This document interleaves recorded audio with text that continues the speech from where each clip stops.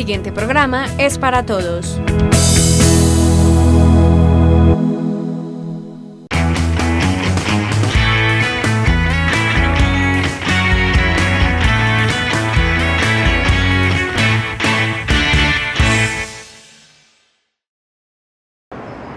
¿Qué tal, familias andinas? Llega la noche y con ella Sanamente, el programa dedicado a entregarles a ustedes educación, información acerca de los temas para vivir en armonía, en familia y en sociedad. Como siempre, le doy el saludo cordial a Arbey Naranjo, mi compañero ya de cabecera en el set.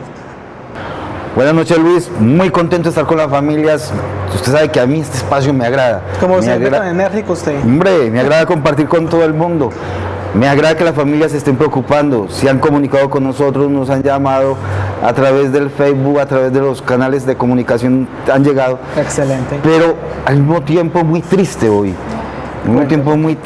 ¿Por qué? Porque estos días estaba viendo cómo el Senado estaba reunido con un tema muy importante, pero al mismo tiempo ellos mismos expresaban que no había la cantidad de gente suficiente, que los senadores que habían eran muy poquitos por un tema tan peligroso o por un tema tan importante, y que el Estado en cabeza de sus ministros tampoco se encontraban. Un tema como es las pandillas en Colombia. El pandillismo. El pandillismo, o sea, es más, hablaban de un promedio de 8.000 pandillas, 47.000 personas vinculadas. Ni siquiera hay una cantidad, un diagnóstico establecido. A esa conclusión también llegaron, porque alguien más hablaba de 490 que se quedan corticos. O sea, se dieron cuenta que ni siquiera hay un diagnóstico real, porque le han restado importancia a algo que todos los días nos aqueja más y más y más. Estaba mirando este programa y me daba cuenta de que ni siquiera un diagnóstico real. Algunos hablan de 8.000 pandillas, 47.000 participantes que no, se quedan cortos. Otros, hace poco vi otro programa y me hablaban de 492 pandillas que se quedan cortos, porque es que en solo Medellín hay una cantidad alarmante, más de 100, entonces es ilógico. De todas maneras, ¿cuál es el punto? No es la pandilla como tal, es el efecto de las pandillas en los jóvenes, los que hacen parte, los que no hacen parte, los que están creciendo, que las están viendo, cómo las van asumiendo como figuras de identidad. Entonces, me quedo preocupado porque aquellas personas que supuestamente están dirigiendo el destino de nuestra nación, no les interesa. Les interesan otras cosas, pero a la hora de la verdad no les interesa estas cosas que están marcando la diferencia, porque son nuestros jóvenes los que están ahí. Porque de acuerdo a ese diagnóstico o a eso que expresaban, la mayoría de las personas que están ahí son jóvenes, adolescentes y niños, incluso desde los 8 años han hecho capturas. Y no solo son acciones punitivas, no solo son acciones de poner regaños o de sancionar, sino que también son acciones de educar a nuestros padres, de educar a los muchachos, de cómo llegarles. Me quedo muy triste, ¿por qué? Porque ese día no pudieron llegar a conclusiones. Es más, la gente que estaba allí, los senadores que estaban allí, como psicólogo, con todo el tiempo que llevo, me ponía a escuchar su discurso y me preguntaba, hombre, y están exponiendo y hablando de cosas que ni siquiera saben. Divagaban entre lo más común, la familia, las drogas, recursos, pero no iban más allá. Entonces yo me decía, bueno, ¿y cómo hacer leyes en función de si ni siquiera sé y he profundizado en lo que estoy? ¿Cómo manejar ciertas cosas si ni siquiera sé y he profundizado hacia qué? Lo que siempre hemos hablado, si no hay un diagnóstico real, ¿cómo crear una estrategia apropiada? Es muy preocupante eso, porque normalmente, si ellos se sientan a legislar allá desde el conocimiento y desde el supuesto, ellos se imaginan que una pandilla se crea por X o Y motivo, pero ellos allá sentados en sus sillas tan cómodas, o a veces que han hasta dormidos en ellas, no se van a dar cuenta qué es lo que está pasando y cómo se empieza a conformar una pandilla. Y por eso pensaría yo que no hay un diagnóstico concreto en qué es cuántas pandillas hay, porque de pronto ni siquiera tienen conocimiento de cómo se conforman, de qué es una pandilla como tal, porque no sé si podamos definirlo acá, como qué se entiende por pandilla, Arbey, porque de pronto vemos un grupito de amigos en una esquina y lo catalogamos como pandilla. Puede que sea en potencia, pero entonces definámosle eso como a los televidentes, si podemos hacerlo. Que es una pandilla que empieza a conformarse en un barrio, en una esquina, en un colegio, en un sector. Le decía que en esa sección del Senado ni siquiera está la representación del Estado. O sea, los ministros no estaban. Lo que muestra que al presidente me imagino que no le interesa lo suficiente, porque si no hubiera dicho que sus ministros estaban. Yo no sé si me estoy metiendo en camisa 11 varas y me disculpan, pero me dio mucha tristeza. Pero había alguien allí que decía que incluso hoy en día no se podría hablar de pandillas, sino que ya habían crecido a grupos de otro orden. Hay un libro muy viejo que se llama De la barra a la banda. De la barra a la banda. Ese libro simplemente habla de toda la transformación, de cuando un sujeto pasa de ser sujeto a una banda, a una barra, la barra de la esquina. O sea, donde somos un montón de muchachos, todos hemos pasado por las barras de la esquina. Nos sentamos en la esquina cuando somos pelados a jugar fútbol, a hacer programas, a ir a un paseo, de una manera muy sana. ¿Y cómo pasamos de esa barra a una banda, donde ya hay ciertos elementos y ciertos códigos que no te permiten, como aunque te creas muy libre, ya no te lo permiten? Porque ya hay ciertos elementos y códigos que te limitan y incluso empiezan a mover cosas ya no muy adecuadas, digámoslo. Entonces pasamos del individuo, la barra, la banda y a grupos delictivos.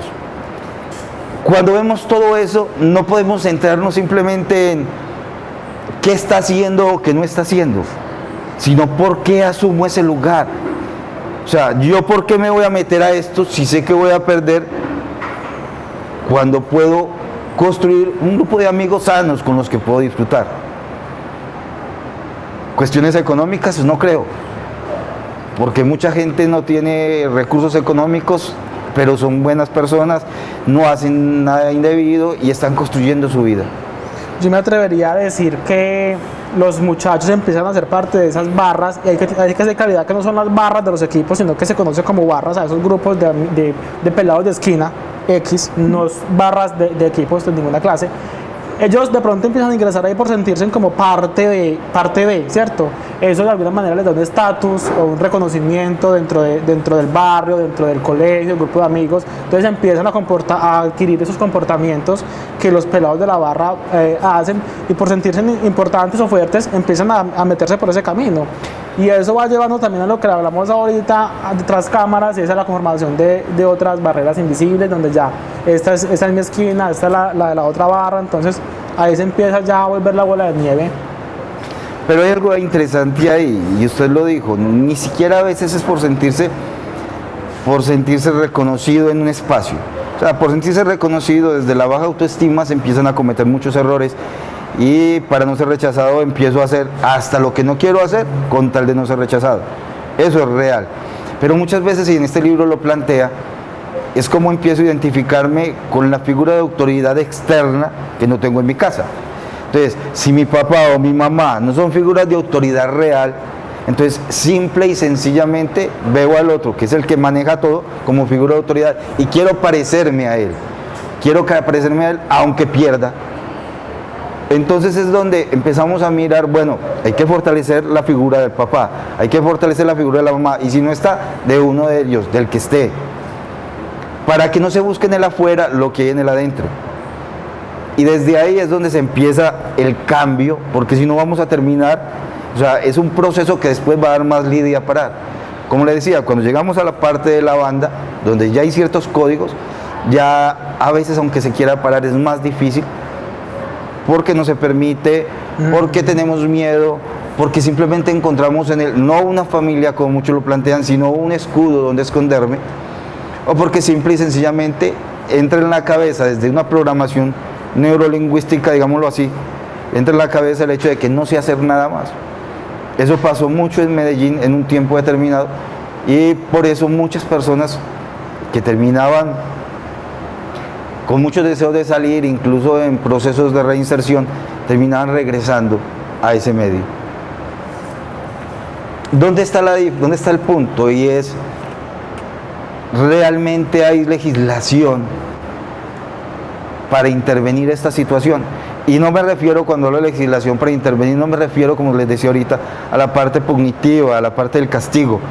Me refiero a acciones sociales reales, continuas, que permanezcan en el tiempo, porque eso marcaría la diferencia. Y tienen que ser que permanezcan en el tiempo, porque si yo voy a un lugar, ellos no van a querer. O sea, ¿quién es este pendejo que viene aquí? Es más, ¿cuánta gente arriesga así? No, son cosas que van permaneciendo, y no solo son cosas de premiar, son cosas de crear, de transformar, y de transformar de pronto una cultura, una sociedad.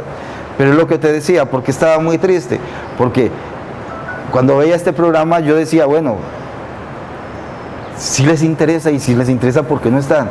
Y si es un mal que aqueja a toda la sociedad, ¿por qué no están? ¿Y por qué no se empapan más? ¿Por qué no aprenden más del problema? O sea, nadie es todero en su totalidad, digámoslo así. Yo no puedo pedir que un abogado de los que están allí sepa de psicología en su totalidad, pero por lo menos si va a hablar de eso, profundice más. Pero a veces se quedan solo con el discurso que alguien les trajo. Ahí es donde digo yo que entra la necesidad de trabajar de manera articulada, porque listo, en el Congreso se sientan a legislar, pero yo creo que no hay una representación de la familia o de las comisarías de familia para que den cuenta de la situación que se está presentando, y por eso es que ellos de pronto no se ponen de acuerdo en lo que deben hacer y desconocen la realidad del país. Y a veces simplemente se ponen desde su postura y no se permiten escuchar. Es muy interesante ver estos programas, a veces me pongo a verlos porque es como la pelea a veces de dos personas donde, aunque saben que el otro tiene la razón, no la quieren dar. Claro. Hombre, yo invitaría a que hicieran algo, o sea, corten un poquito los colores y sean más humanos ya que están en ese lugar. Porque eso le permite escuchar al otro. Quien tiene la razón se la tienen que dar. O sea, si este tiene la razón, porque voy a decir, es que porque mi color me dice esto, yo tengo que hacer esto. No, si él tiene la razón hay que dársela. Y es desde ahí donde se marca la diferencia. Y por eso Sanamente no es un programa de política ni nada por el estilo, sino es un programa social, porque nos interesa el ser humano como tal. Sí, sí. Y como es un programa social donde nos interesa el ser humano, entonces también invitamos a todo el mundo a que ponga a funcionar esa parte humana y se den cuenta que las problemáticas siempre están ahí. Hay algo que me da risa últimamente. He visto algunos profesionales y gente hablando de un montón de situaciones que conocemos desde hace tiempo atrás, y en las que se quedan corticos, pero solo hasta ahora empiezan a hablar. Y yo me pongo a ver eso y digo, eso existe desde, eso se vio desde, eso lo sabía todo el mundo desde, pero ¿por qué ahora y no antes? Y uno empieza a mirar y son discusiones bizantinas que se han presentado, pero se han quedado en eso, en discusiones tras discusiones, y nunca son acciones concretas. Nunca son acciones concretas. Y cuando se hace unas o tres acciones no son duraderas. Y como no son duraderas, así como la cultura se va creando en un proceso de cambio. ¿Cuánto se demora el petróleo en salir? Miles de millones de años en una transformación. El ser humano, para cambiar una cultura, no se hace en un año, ni en dos. Es un proceso largo y duradero. Y así, un proceso largo y duradero te lleva a transformaciones claras. Pero tenemos otro problema. La mayoría de la gente no la pasamos quejando. La gente le echa la culpa los unos a los otros, nos quejamos de mil maneras, pero ¿qué hacemos para que todos cambien? Y también los políticos y los congresistas se quejan de cómo está funcionando el país, y lo hablamos, no se ponen de acuerdo. Entonces lo hablamos también cuando teníamos el programa con el patrullero de la policía, y era que la policía tiene esa responsabilidad de intervenir en conflictos y eso, pero entonces asimismo tiene la obligación de trabajar para que eso no se dé. Entonces, ¿por qué estos señores del Congreso no legislan a favor de la sociedad, y que eso también los va a beneficiar a ellos y les va a evitar una cantidad de problemas a futuro? Entonces ahí es donde yo digo, ¿en qué están pensando y con qué lógicas trabajan ellos? No, es que el punto es ese. El punto es por qué a unas en particular hay quórum y todo el mundo va, y por qué otras tan importantes como esta, que es un problema nacional, que todos los días está creciendo más, no hay los suficientes senadores para poder legislar. Lo que les decía ahorita, la problemática ha ido creciendo. Uno de ellos decía, es que ya no hay bandas, ya hay grupos delictivos. Y de ahí para allá, con un montón de cosas, que no es el tema y no es el momento de tocar, pero un montón de condiciones que se han presentado tienden a crecer. Y es lo que expresaban allí en el Senado. Entonces, si las cosas tienden a crecer y sabemos que es un problema que nos está quejando y sabemos hacia dónde vamos, ¿por qué no parar el tren antes de? Y no es parar el tren desde lo represivo, sino desde cambios reales en la estructura del ser humano. Pero, ¿qué tanto nos interesa? ¿Qué tanto les interesa a ellos? ¿Qué tanto nos interesa a nosotros? Estos días estaba haciendo un programa de prevención en X lugar y me decía una persona que trabaja en ese lugar, me decía, vea, es que muchos de los programas de prevención son hechos para llenar un informe, tomar 2 fotos y listo. Muchos lo hacen, ya lo hemos hablado acá también. Y yo le decía, qué pena, qué pesar, qué pesar. Entonces, ¿qué tanto nos interesa realmente? Este camino, ¿dónde nos lleva, hombre Luis? Nos lleva a un panorama muy oscuro. Mire las estadísticas en cualquier lugar de Colombia. ¿Cuántos muertos a diario? ¿Cuántos de nuestros jóvenes están abandonando los colegios y las escuelas para ser parte de estos grupos? Y viceversa. No abandonan los grupos, sino que se meten y están creando los grupos dentro de los colegios y las escuelas. Hoy en día no hay un colegio ni una escuela donde usted me pueda garantizar que no hay consumo de sustancias psicoactivas. No lo hay.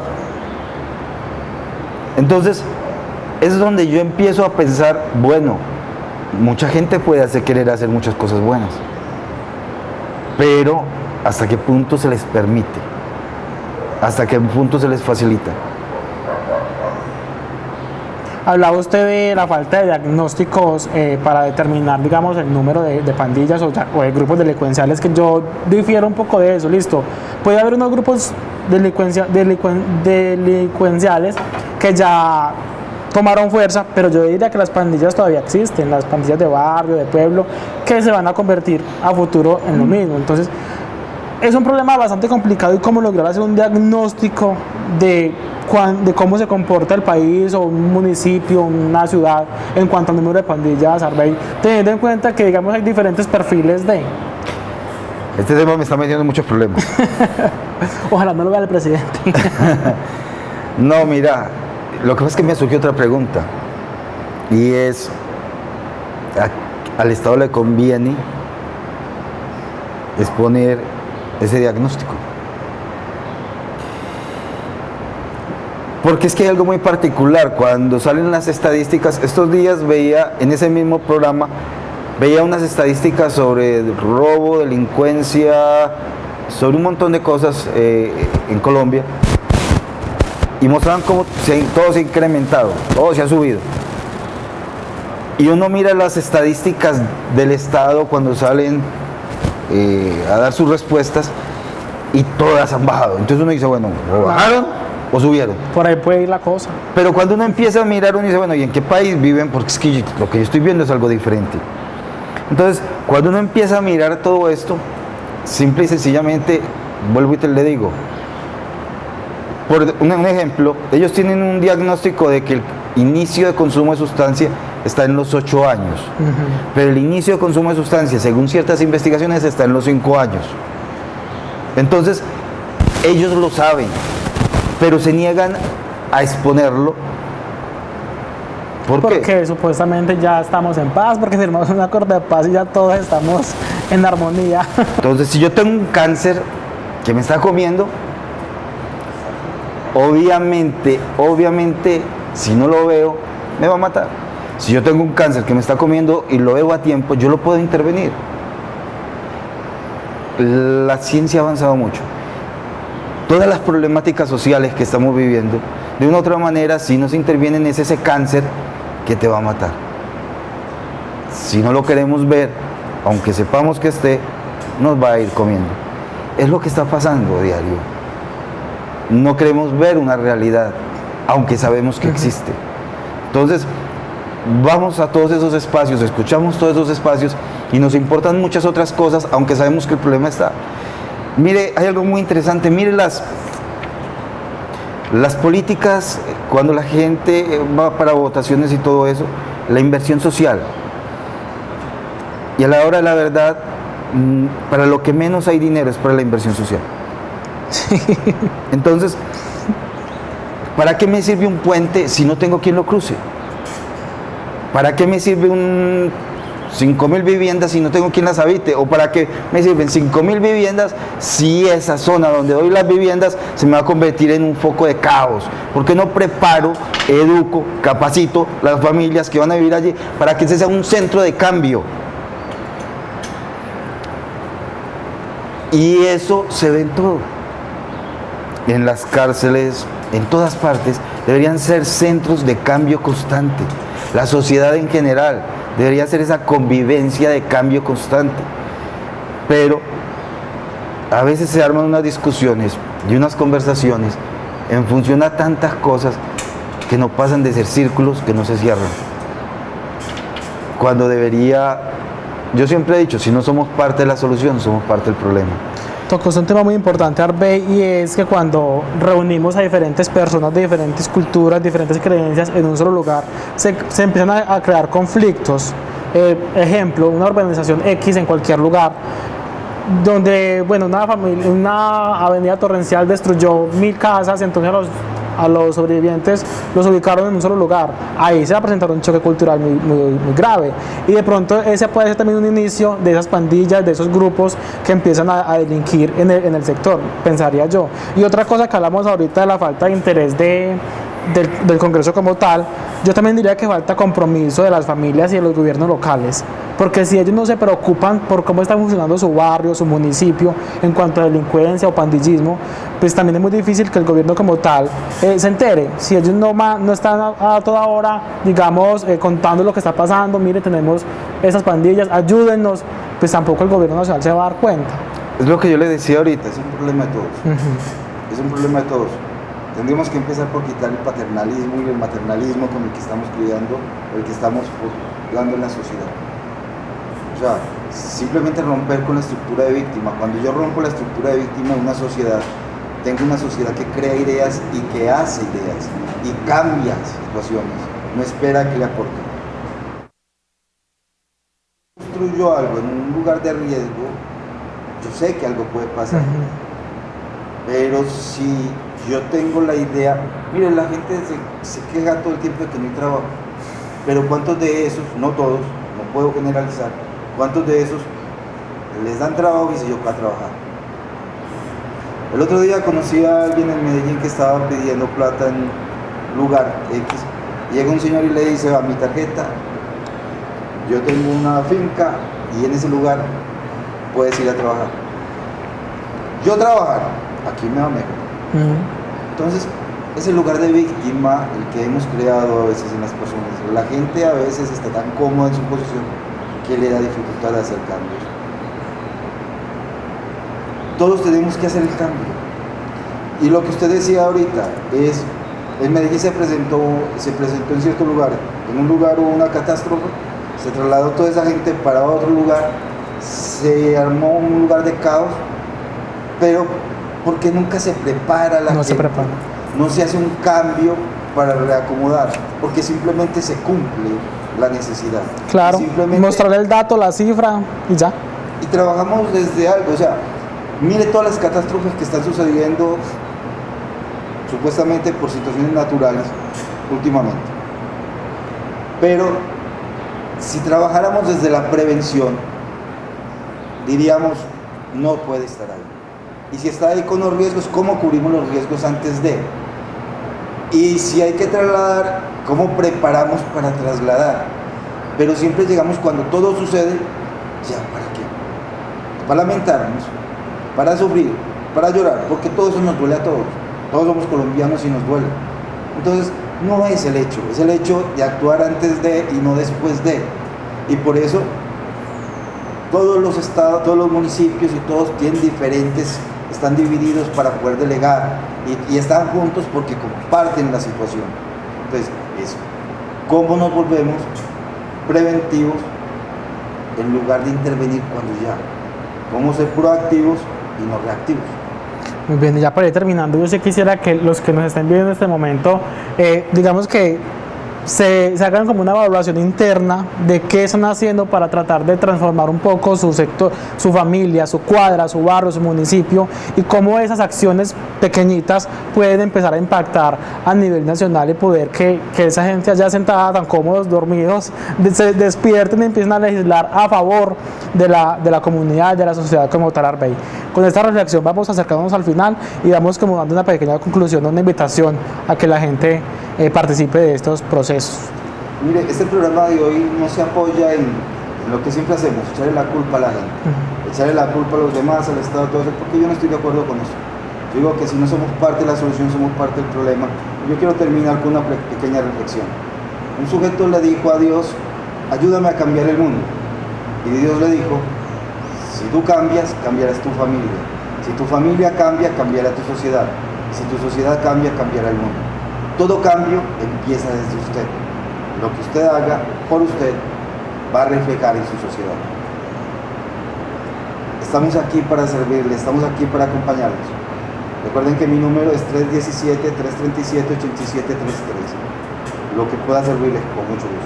Gracias por acompañarnos. A usted, Arbey, y recuerden también que el correo electrónico en el que pueden enviar sus sugerencias o si quieren participar del programa es aopanteveandes@gmail.com. Gracias al Hotel San Juan, a nuestro equipo de producción de Aopan Televisión, y nos vemos pronto.